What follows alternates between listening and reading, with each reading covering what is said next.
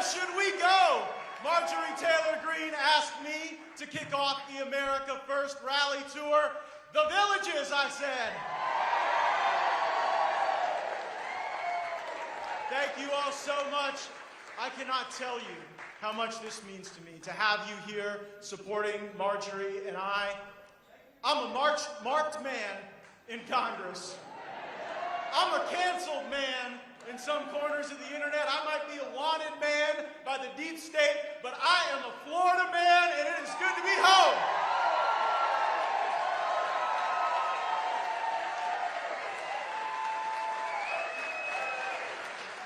You're the lucky ones. You got in. There are more than 1,000 people outside that wanted to be here. And I think 2 of them might have been Antifa. There is not a strong Antifa chapter in the Villages.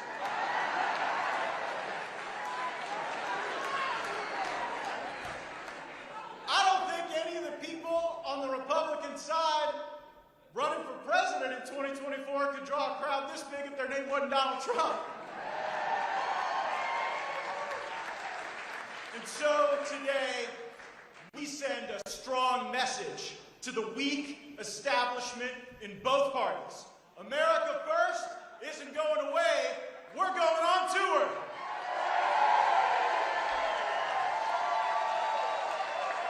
Here in Florida and across this great country, we love America so much, and we will not wave the flag of surrender in the face of the Democrats, the socialists, the deep state, or the establishment. America is too precious, we love her too much, and we will never stop fighting for her.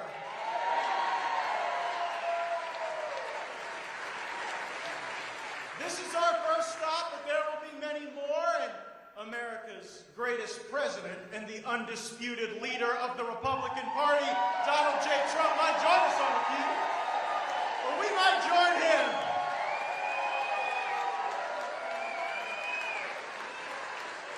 We have never abandoned Trump, and he has never abandoned America. He is still fighting for us. He will continue to fight for us, and we're going to have his back when he does.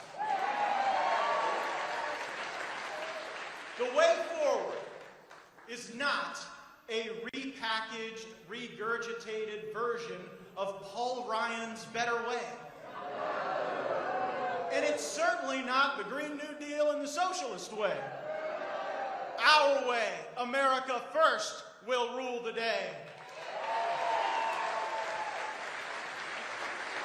Isn't it obvious?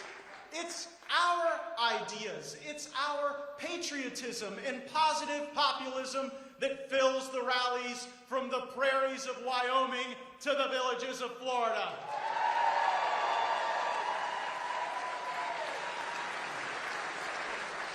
On immigration and trade, we will stand with America's workers, not the socialist billionaires or the corporate woke-topians.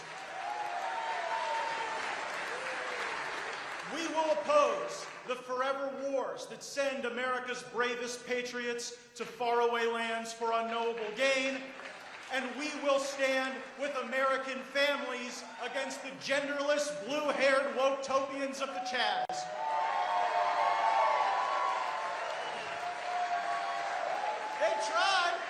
They tried to make part of Seattle an autonomous zone. Then they took over the Democratic Party, and they actually made the Democratic Party their autonomous zone. We will make sure that America is an autonomous zone for freedom and liberty and success and prosperity, and we will not apologize for it 1 minute.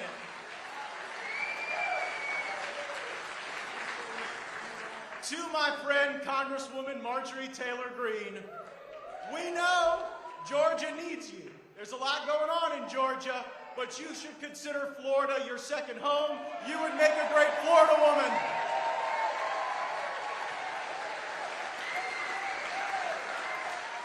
You know why they go after Marjorie the way they do. She is an unbossed Congresswoman. Unbossed, unbought, unbowed. That is the mantra of America First. We will not cave. We will not cave to the foreign interests abroad or the special interests here at home. We will put our people first, and we will not make exception for that.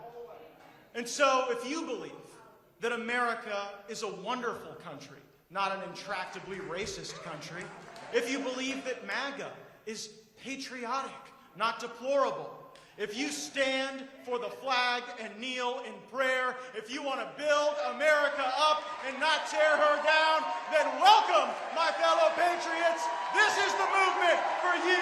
You belong with us to help our country to be prosperous and patriotic and unafraid.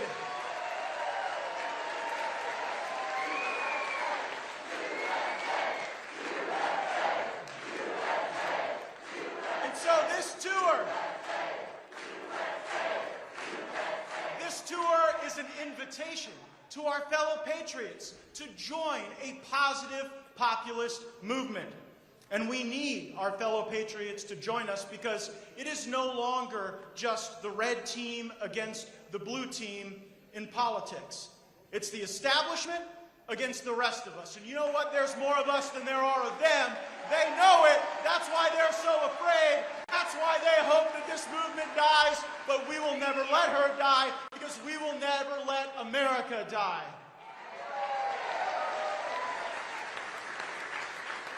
From the deep state in government to the deep fakes in media, they try to defame, deplatform, and destroy that which they cannot control. And they could not control Trump, and they could not control me, and they certainly can't control Congresswoman Marjorie Taylor Greene.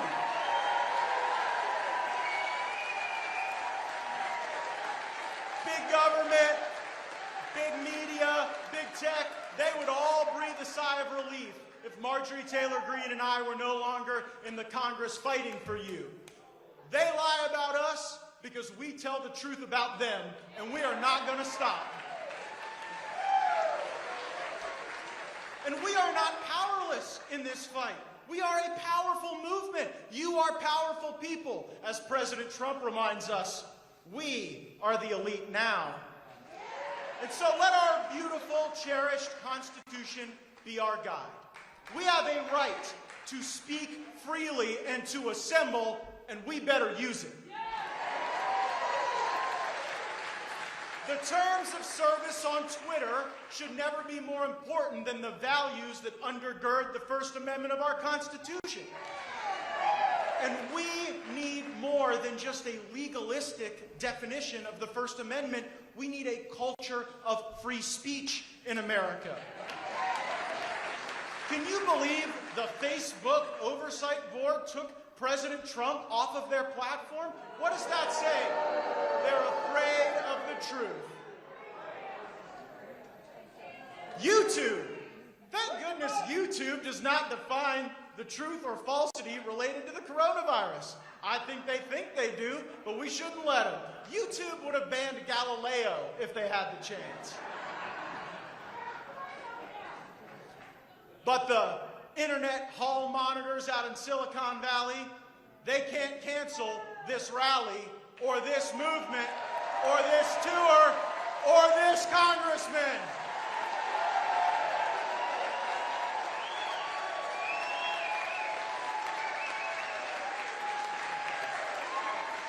We have a right to bear arms in this country, and we better use it. The Second Amendment is not about hunting. It is not about sports shooting. The Second Amendment is about maintaining within the citizenry the ability to maintain an armed rebellion against a tyrannical government if necessary. And you know what? People may not like that. That might not be politically correct, but that is the truth.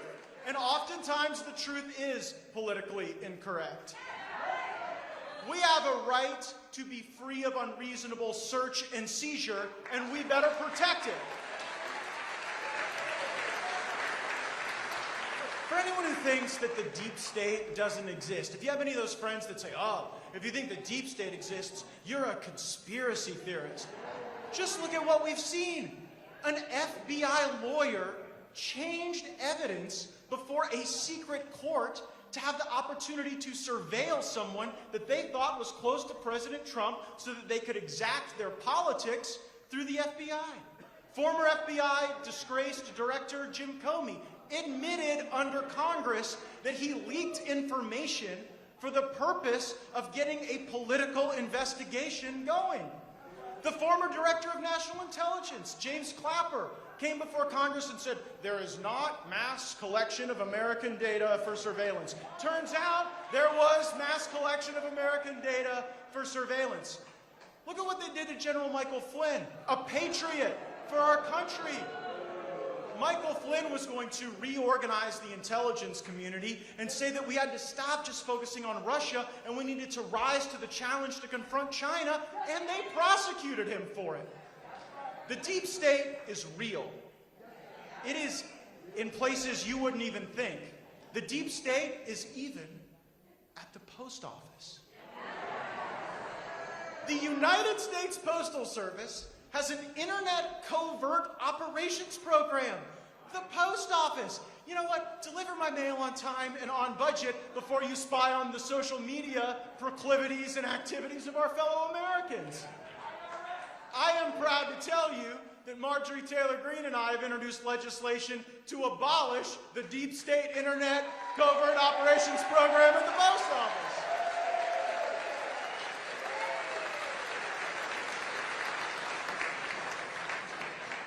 We have a right to confront our accusers in this country. How about that? There can be no due process here if the only process due to conservatives is to see leaks embroidered onto lies, then just endlessly repeated by the America Last media.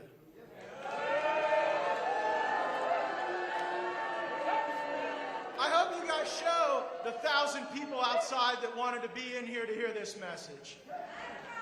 But there are sometimes exceptional journalists who turn the cameras onto the liars. And in that vein, let me say, thank God for Project Veritas.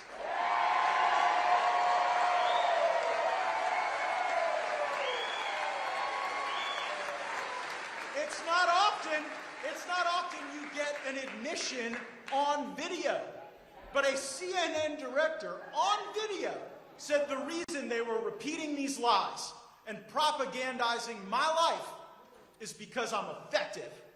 Because I stand in the way of an agenda that will hurt my fellow Americans. They will not silence me, we will not back down, and the truth will prevail.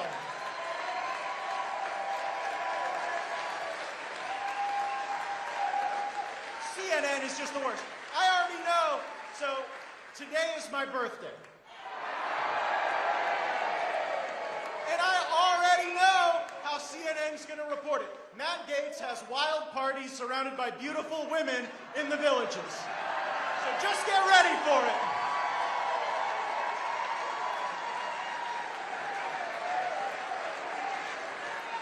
Marjorie Taylor Greene and I work in Washington, but we are not of Washington. And I must honestly tell you that the leaders of both parties in Washington, D.C. don't work for America First. They work for permanent Washington. Washington PACs fund their campaigns. Washington lobbyists broker their power. Their place in Washington drives every decision they make all throughout the day. And unfortunately, the wants and needs of the people often suffer. You know, the swamp is not just dangerous because it holds unruly creatures. There's a muck that sucks you in, drags you down, limits your escape. Marjorie and I are not powerful by typical measurements in Washington. She's lost her committees. I may lose mine. But we have a power that they can never take away, and it is tied to our connection to the people in this great country. You know who the fighters are. You can distinguish the phonies and the fakes from the real deal. And President Trump gave us the opportunity to see who is fighting for us clearly and decisively. America First means actually leaving Washington and going out into America. part of being populist is showing that you are popular. Maybe our leadership should give that a try. If Liz Cheney could even find Wyoming on a map and went there, she would find a lot of very angry cowboys who are not happy with the fact that she's sort of for every war. War in Syria, for it. War against Trump and his supporters, for it. War against the Republican conference, war against her own voters. Well, it appears that enough of my colleagues on the Republican side have seen things our way, the way that we kind of laid out 3-4 months ago. And it appears that Liz Cheney may no longer be the chair of the Republican conference. This might be the first war she's ever sought to end.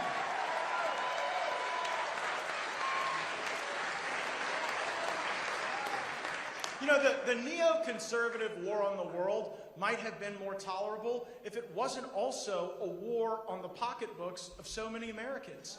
Like, during the Obama, Bush, Cheney eras of interventionism, our gas prices were just through the roof.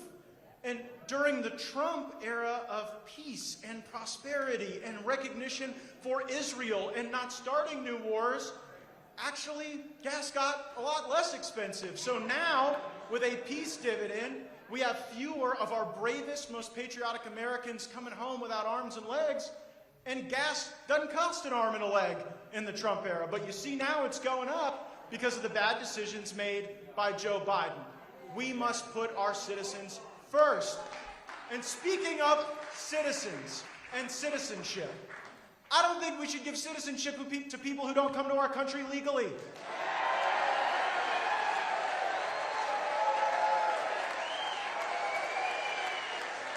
Americans are dreamers too.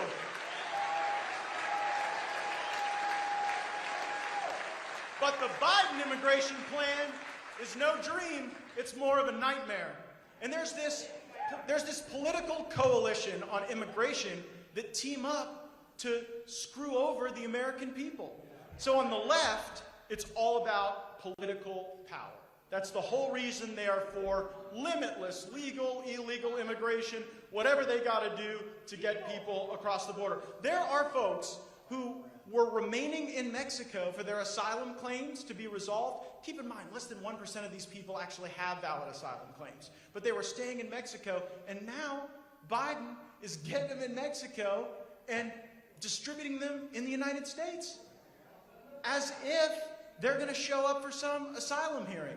Do not let the Republican Party regress on this issue. Donald Trump showed clearly that we are not the party of amnesty.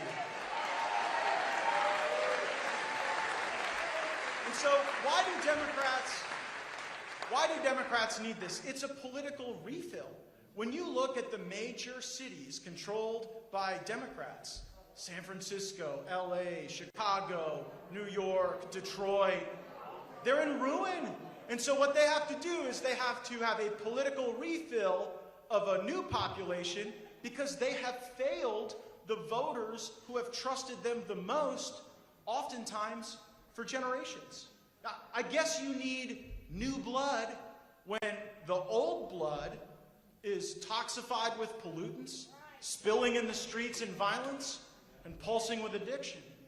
And on the right, we've got establishment Republicans who are just all too willing to be shills for big corporations.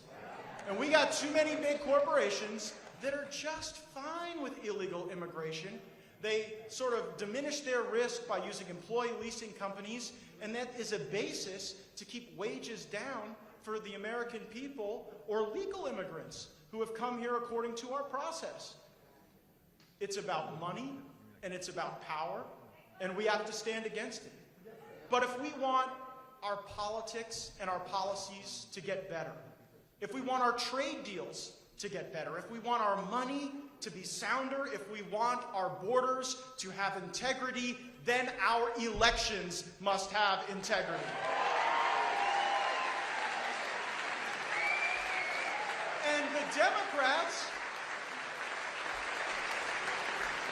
And the Democrats and all their buddies on these big corporate boards, they're telling us that getting an ID requirement to vote is racist. Now keep in mind, the very people who are telling you that getting an ID to vote would be racist want to require vaccine passports. So if an ID, well, I'll put it this way. If requiring vaccine passports isn't racist, then requiring an ID to vote isn't racist. And I think my colleague, Burgess Owens, said it best. Burgess Owens is a black Republican, serves from Utah, was in the NFL, tackled OJ. And Burgess says, requiring an ID to vote isn't racist. Assuming that black people can't get an ID is what is racist. And so we support the brave patriots in Georgia and in Florida and all across this country that want to protect the integrity of the vote, and that is going to be a major part of this tour that Marjorie and I bring across the country, demanding voter integrity.